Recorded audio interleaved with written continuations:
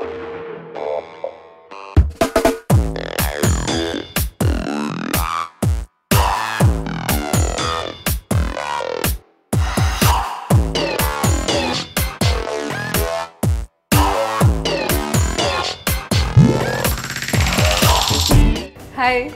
Welcome to Clever Show.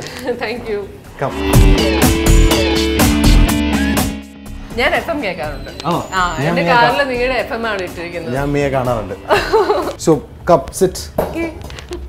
Usually എന്താ പറയാ makeup റൂമിലും മേക്കപ്പ് സ്റ്റുഡിയോയിലൊക്കെ പോയി മേക്കപ്പ് ചെയ്യും. നമ്മൾ ഇവിടേക്ക് മേക്കപ്പ് മാനിനെ കൊണ്ടുവരും. ഓ. ആൻഡ് വിജീഷ്. Hi, മിയ. എനിക്ക് വേണ്ടിയല്ല മിയക്ക് വേണ്ടി. ഞാൻ പിന്നെ ജന്മന ഹാൻസം ആണല്ലോ. ഓ ഇത് ഹാൻസം ആണ്. അപ്പൊ എന്നെ കുറച്ചൊന്ന് സുന്ദരിയാക്കോ. എനിക്കൊപ്പം കാട്ടക്കി നിൽക്കണം. കുറവ് വരുത്താൻ പാടില്ല.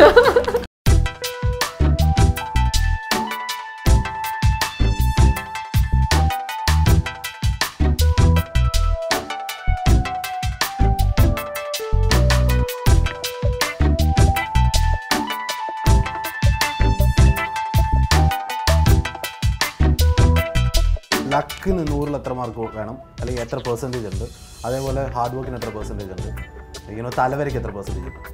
ഹാർഡ് വർക്കിന് എന്തായാലും വലിയൊരു സ്ഥാനമുണ്ട്. 90% അതിന് തന്നെ കൊടുക്കാം. Then ലക്കിന് luck 5, തലവര 5. ഓ ചായ എന്നാണ് എനിക്ക് തോന്നുന്നത് കേട്ടോ. എനിക്കറിഞ്ഞൂടാ. കാരണം ഒരുപാട് ലക്ക് വലിയൊരു ഫാക്ടർ തന്നെയാണ്. കാരണം ഒരുപാട് കഴിവുള്ള ആൾക്കാരുണ്ട്. അവർക്ക് ഒരു നല്ല അവസരം കിട്ടാതെയും ഒക്കെ അങ്ങനെ ഒരു ഭാഗ്യം കിട്ടാതെ ലക്ക് ഉണ്ടാവാതെ പോകുന്ന കുറെ ആൾക്കാരുണ്ട്. പിന്നെ ഇങ്ങനെ നമുക്ക് കാണാം കുറെ പേര് അവസരങ്ങൾ ചോദിച്ച് നടക്കുന്ന ആൾക്കാര്, അവർക്കത് കിട്ടുന്നില്ല, അവർക്കത് എന്തോ വരച്ചിട്ടില്ല എന്ന് തോന്നുന്നു.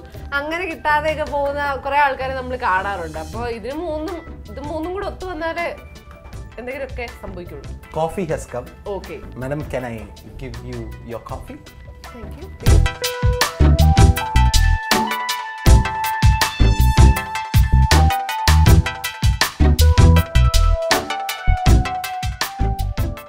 ഇതുപോലെ എത്ര പേര് ബിസ്ക്കറ്റ് തന്നിട്ടില്ലെങ്കിലും ചോക്ലേറ്റ് തന്ന് വൈനടിക്കാൻ നോക്കിയിട്ടുണ്ട്? ചോക്ലേറ്റ് എനിക്ക് കുറെ പേര് തന്നിട്ടുണ്ട്. ചോക്ലേറ്റ് റൊമാൻസ് അങ്ങനെയല്ലേ നിങ്ങൾ അതിനെ വിളിക്കുക പെൺകുട്ടികളെ? ചോക്ലേറ്റ് റൊമാൻസ്, ചോക്ലേറ്റ് ബോയ്സ് വന്നിട്ടുണ്ട്? ഇല്ല, ഇതുവരെ വന്നിട്ടില്ല. ഇല്ല, ഞാനെല്ലാം ഗേൾസ് ഓൺലി സ്കൂളിലും വിമൻസ് കോളേജിലുമാണ് പഠിച്ചത്. അതുകൊണ്ട് അങ്ങനെ ഒരു ലൈഫിന്റെ 50% കട്ടായി. ഗേൾസ് എന്നെ കൊണ്ട് വിട്ടതാണ്. Mummy, what is this mummy? Women's സ്കൂളിൽ പോയതുകൊണ്ട് ഇപ്പൊ എന്റെ സ്കൂളിലാണ് മിയ പഠിച്ചിരുന്നെങ്കിൽ മിയ കുറച്ചുകൂടി വലിയ കലാകാരിയായിരുന്നു.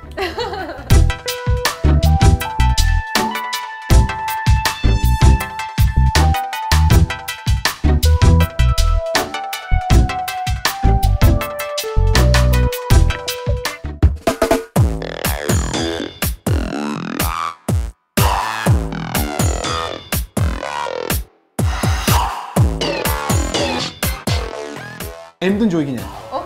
എനിക്ക് ചോദിക്കാൻ അറിയാത്തതോ പാടാത്തതോ ആയിട്ട് ഒന്നുമില്ല. പക്ഷെ സത്യമായ ഉത്തരം പറയണം. So that is the deal. Okay?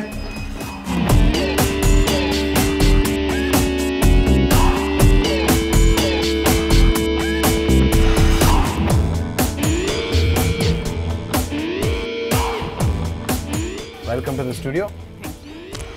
അയ്യോ സോറി, ലൈറ്റിൽ ഇടിച്ചു. Be careful. ഇത് ആക്ച്വലി റേഡിയോ സ്റ്റുഡിയോ ആണ്. This is the radio studio. So ഇതിനകത്ത് ലൈവ് ഷോസ് സംസാരിച്ച് but yeah, that's you.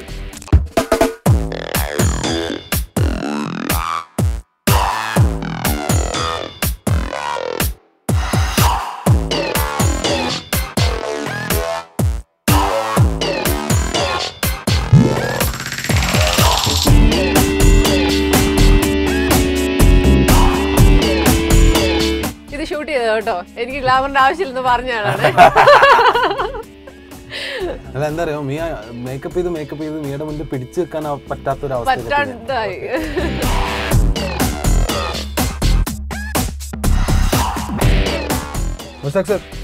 ഈ ലെവൽ മതിയോ? ചെക്ക് 1 2 കാണാൻ കൊള്ളാം. Hello hello, How was it? Okay? Camera ready? Roll. Action. മലയാള സിനിമയുടെ പുതിയ മനസ്സ് കവർന്ന നായിക. Well, MIA എൻ്റെ കൂടെ ഉണ്ട് മിയ. മിയ മിയ എന്ന് കേൾക്കുമ്പോൾ എനിക്കൊരു ഒരു പൂച്ചക്കുട്ടി ഫീലാണ്. എല്ലാരും ഇത് തന്നെ പറഞ്ഞു. എന്നാൽ എനിക്കൊരു പട്ടിക്കുട്ടി ഫീലാണ്. അതോ പുലിക്കുട്ടിയാണെന്ന് തോന്നാൻ വേണ്ടിയാണോ ഈ ഡ്രസ് ഇട്ടിരിക്കുന്നത്? കുട്ടി എന്തെങ്കിലും എന്തെങ്കിലും ഒരു വെറൈറ്റി വേണ്ടേ? അപ്പൊ നിങ്ങൾ ഇനിയിപ്പോ ഒരു വിലയും തന്നില്ലെങ്കിൽ ഞാൻ പുലിയാണെന്ന് ഞാൻ കാണിക്കാൻ വേണ്ടിട്ട് ഞാൻ ഇട്ടുണ്ട് വന്നു. പെൺപുലി with me Mia. Welcome to Star Jam. Thank you. So tell me, who is Mia?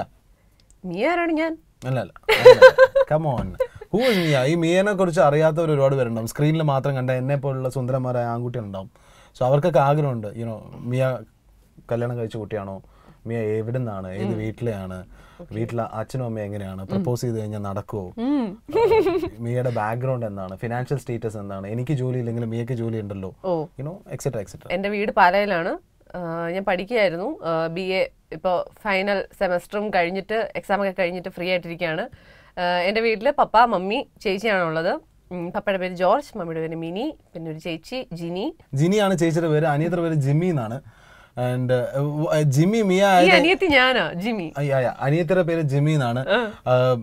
Miya Jimmy ആയി, അല്ല ജിമ്മി മിയ ആയി. എന്തിന് ജിമ്മി മിയ ആയി? അതെന്തിനാണെന്ന് ചോദിച്ചാൽ എല്ലാവർക്കും ആദ്യം മുതലേ ഫിലിമിലൊക്കെ വന്ന കാലം മുതലേ എല്ലാവർക്കും ഭയങ്കര കൺഫ്യൂഷനാണ്. ഇപ്പൊ ജിമ്മി എന്ന് പറഞ്ഞു കൊടുത്താലും എല്ലാവരും അത് ജിബി, ജിലു, ജിലി, അപ്പൊ അങ്ങനെ എല്ലാരും തെറ്റിക്കുന്നതുകൊണ്ടാണ് പിന്നെ മിയ എന്നാക്കാമെന്ന് വെച്ചത്. അത് ഞാൻ ഇട്ടതല്ല.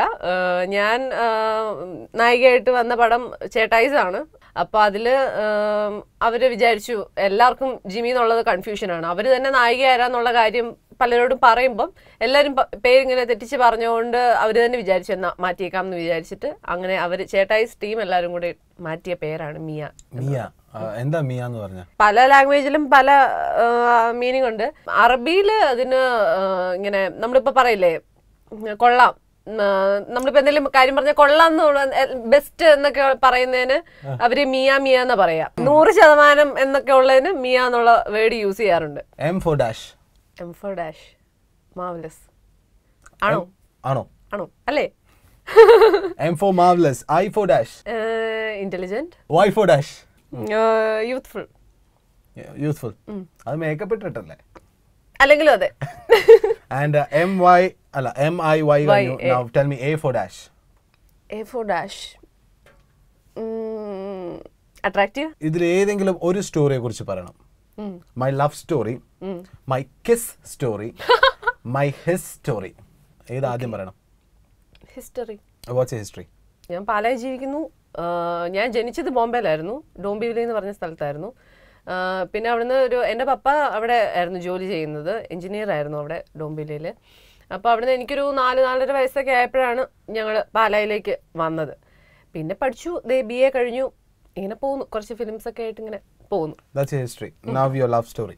ലവ് സ്റ്റോറി അങ്ങനെ ഇല്ല ആക്ച്വലി. കാരണം ഈ ലോകത്തുള്ള എല്ലാ നടിമാരും പറയുന്ന ആദ്യത്തെയും അവസാനത്തെയും കള്ളാണ്. I hate it. കള്ളല്ല, സത്യമായിട്ടും ഇല്ല. So you are single? Yes. Ready to mingle? Yes. എന്നുവെച്ചോ? Why no love story? അങ്ങനെ ഇല്ല, അങ്ങനെ പ്രേമിക്കണം അങ്ങനെ ഒരു വിചാരമൊന്നും വന്നേ ഇല്ല. ഞാൻ പഠിച്ചതെല്ലാം വിമൻസ് കോളേജിലായിരുന്നു, ഗേൾസ് ഓൺലി സ്കൂളിലായിരുന്നു പഠിച്ചതൊക്കെ. അങ്ങനെ ബോയ്സായിട്ട് അങ്ങനെ മിങ്കിൾ ചെയ്യുന്ന അങ്ങനെ ഒരു അവസരമൊന്നും അങ്ങനെ അധികം ഉണ്ടായിട്ടില്ല. അപ്പൊ അതുകൊണ്ട് അങ്ങനെ ഒരു അവസരമൊന്നും വന്നില്ല. ഇതിനകത്തൊരു കിസ് സ്റ്റോറി ഇതുവരെ നടന്നിട്ടില്ല.